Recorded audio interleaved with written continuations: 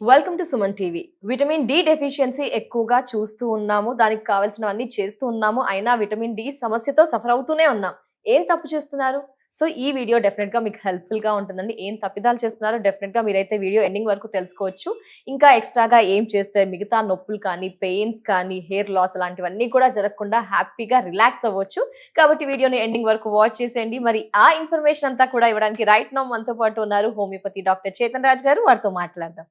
Sir నమస్తే sir. నమస్తే madam. Sir తెలుస్తుంది మాకు విటమిన్ డి డెఫిషియన్సీ ఉందని, ఎండకు నిల్చుంటున్నాము అయినా సమస్య వస్తూనే ఉంది. ఏం చేయాలి అంటారు సార్? మీరైతే మంచి సలహాలు ఇస్తారని మేము ఎక్స్పెక్ట్ చేస్తున్నాం సార్. ఏం చేయాలి అంటారు?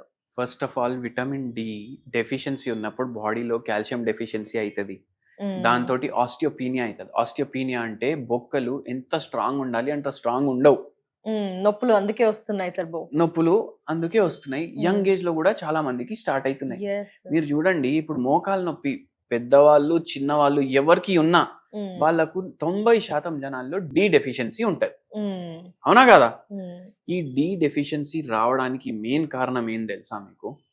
మహాభారతం మీకు తెలుసు కదా, దాంట్లో దుర్యోధనుడు ఉండే కదా. దుర్యోధనుడికి ఇప్పుడు ఒక్కడే మిగిలిండు, తమ్ముళ్ళందరూ పోయినరు యుద్ధంలో. అయితే వాళ్ళ అమ్మ ఏం చెప్తా, నువ్వు నా దగ్గరికి ఒక రాత్రి ముందు నెక్స్ట్ డే భీముడి తోటి యుద్ధం ఉంది, ఇంకా ఎవరికి, దుర్యోధనుడికి. నువ్వు రాత్రి నా దగ్గర రావాలి, నగ్న అవస్థలో రావాలి. వాళ్ళ అమ్మకి ఏంది, పట్టి కట్టుకొని ఉంటది. అవునా కదా? నేను దివ్య శక్తి తోటి నీకు మొత్తం నీ శరీరాన్ని నేను వజ్రం లాగా తయారు చేస్తాను. తెలుసు కదా మీకు. అయితే దేవుడు ఏం చేసిండ్రు, మన దగ్గర పోయి, అరే నువ్వు మీ అమ్మ దగ్గర పోతున్నావు, ఇట్లా నగ్న అవస్థలో పోతే ఎట్లా? అవునా కాదా? అయితే ఆయన ఏం చేస్తాడు, లుంగిలాగా కట్టుకుంటాడు మోకాల వరకు, తొడ భాగం కవర్ చేసి పోతాడు. ఆ దివ్య దృష్టి వీని మీద పడుతుంది. కానీ ఏమైతుంది, మొత్తం శరీరం ఎట్లా తయారైతుంది, వజ్రం లాగా తయారైతుంది. అవునా కాదా? కానీ తొడ భాగం వజ్రం లాగా తయారు కాదు. ఏదైతే క్లోజ్ ఉందో ఆ పోర్షన్ మనకి తయారు కాదు వజ్రం లాగా. భీముడు ఏం చేస్తాడు, అక్కడే కొట్టేసి చంపేస్తాడు. అవునా కాదా? ఏమైతుందంటే విటమిన్ డి అందరు నిల్చుంటున్నారు, ఎండకు నిల్చుంటున్నాము మంచిగా, కానీ వజ్రం లాగా తయారైతలేవు మా చేతులు కాళ్ళు.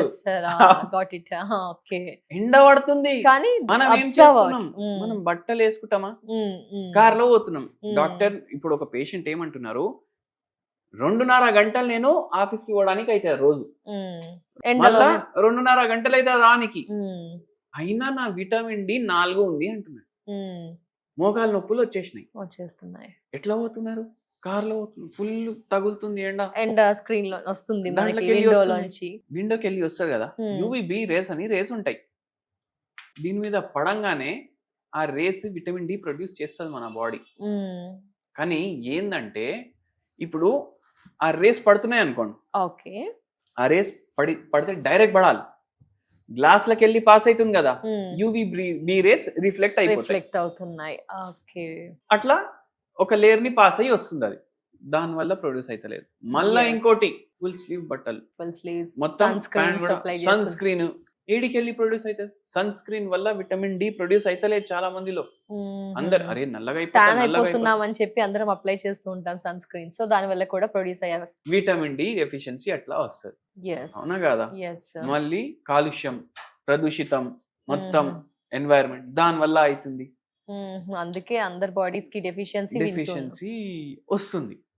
అయితే మీరు ఏం చేయండి అంటే, మంచిగా ఎండ ఉన్నప్పుడు డైరెక్ట్ సన్లైట్ లో కూర్చోండి. కొంచెం చేతులు ఎక్స్పోజ్ చేసుకుంటా, కాళ్ళు ఎక్స్పోజ్ చేసుకుంటా. ఎంతసేపు? ఒక అరగంట. ట్యాన్ అలా ఆలోచించకుండా మార్నింగ్ రైస్. అవ్వా బువ్వా రెండు రావు.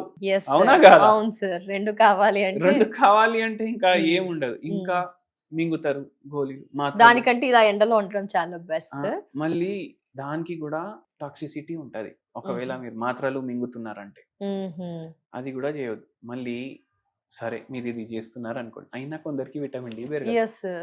ఎందుకంటే ఇది విటమిన్ డి ఏదైతే ఫైనల్ ప్రోడక్ట్ తయారైతుంది కదా, అది లివర్ లో తయారైతుంది. స్కిన్ ప్రొడ్యూస్ చేస్తుంది, అది మళ్ళీ లివర్ కి ఇవ్వాలి ప్రాసెసింగ్ కి. Okay sir. ఓకే. ఇప్పుడు నెయ్యి కావాలి మనకు, ఓన్లీ పాలు ఇట్లా పెడితే నెయ్యి తయారైతుందా? కాదు, పెరుగు చేసి దాన్ని బాయిల్ చేయాలి, దాని తర్వాత మిగిలేది నెయ్యి. అవునా చాలా కదా? ప్రొసీజర్ ఉంటుంది ప్రాసెసింగ్ అది లివర్ లో అవుతుంది. ఓకే. వీళ్ళు తాగుతారు, లివర్ ఖరాబ్ అవుతుంది, అది సరిగా పనిచేస్తుందా?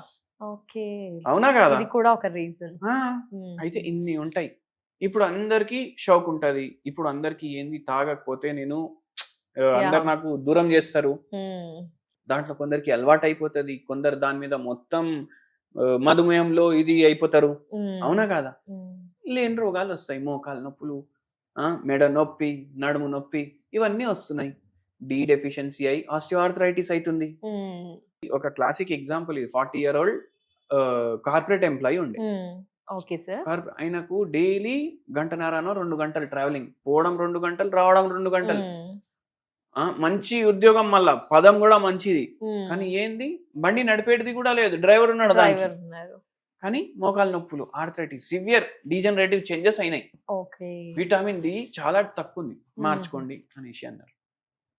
ఏది చాలా తక్కువ ఉంది, లాగండి ఒక 10 ఏళ్ళు అని కొందరు అన్నారు. మనం మందులు ఇవ్వడం వల్ల ఆయనకు డి కూడా పెరిగింది. ఇట్లా చెప్పినాం, ఇట్లా ఇట్లా కూర్చోవాలి, ఇంతసేపు ఇట్లా చేయాలి అనేసి అన్నారు. డి పెరిగింది, మోకాలు నొప్పులు తగ్గినాయి, అది రివర్స్ కూడా అయింది. ఏమైనా హోమ్ రెమెడీస్ అలాగే కూడా చెప్పారా sir? Food intake, home remedies నేను ఏం చెప్తానంటే, మీకు హోమ్ రెమెడీ అని కాదు, ఇది ఒక ఆయుర్వేదం ఔషధి. ఏంటి సార్? స్వర్ణ భస్మం. స్వర్ణ భస్మం. స్వర్ణ భస్మం ఏం చేయాలంటే, కొంచెం ఒక చిటికెడు అంత 1 లీటర్ గోరువెచ్చని నీళ్ళు వేసుకోవాలి. ఓకే. స్వర్ణ భస్మాన్ని 1 లీటర్ గోరువెచ్చని నీళ్ళు వేసుకోవాలి. ఎప్పుడు నీళ్ళు తాగినా ఈ నీళ్ళు తాగాలి. మళ్ళీ దాని తర్వాత మీరు ఏం చేయాలంటే, ఆరం సల్ఫ్యూరికం అనేసి ఒక మందు దొరుకుతుంది. ఇది ఒక homeopathy medicine. Okay sir. Aurum metallicum అనేసి కూడా ఒక హోమియోపతి మెడిసిన్ ఉంటుంది. అది షుగర్ వ్యాధి ఉన్న వాళ్ళకి చాలా మంచిగా పనిచేస్తుంది. ఆరం సల్ఫ్యూరికం ఏదైతే ఉంటది, మోకాలు నొప్పులు, విటమిన్ డి డెఫిషియన్సీ, వీళ్ళకు మంచి రిజల్ట్స్ ఇస్తుంది. పొద్దుగాల 10 గోళీలు, పొద్దుకి 10 గోళీలు, 0/3 పొటెన్సీ. ఇది మీరు రెగ్యులర్ గా తీసుకోండి. మీకు కొంచెం రిలీఫ్ ఉంటది, పూర్తిగా తగ్గుతుందని నేను చెప్పట్లేదు, రిలీఫ్ ఉంటది ఈ 2 చేస్తే. దాంతో పాటు మీరు హోమియోపతి మందులు వాడండి. Thank you so much sir. ఎందుకంటే మేము ఏం మిస్టేక్స్ చేస్తున్నామని కొంతవరకు తెలుసు, బట్ క్లియర్ ఇన్ఫర్మేషన్, ఎగ్జాక్ట్ గా ఏం చేయాలి, ఏం చేయకూడదు, చాలా వివరణ ఇచ్చినందుకు thank you so much sir. Remedies కూడా తెలియజేసినందుకు నమస్తే.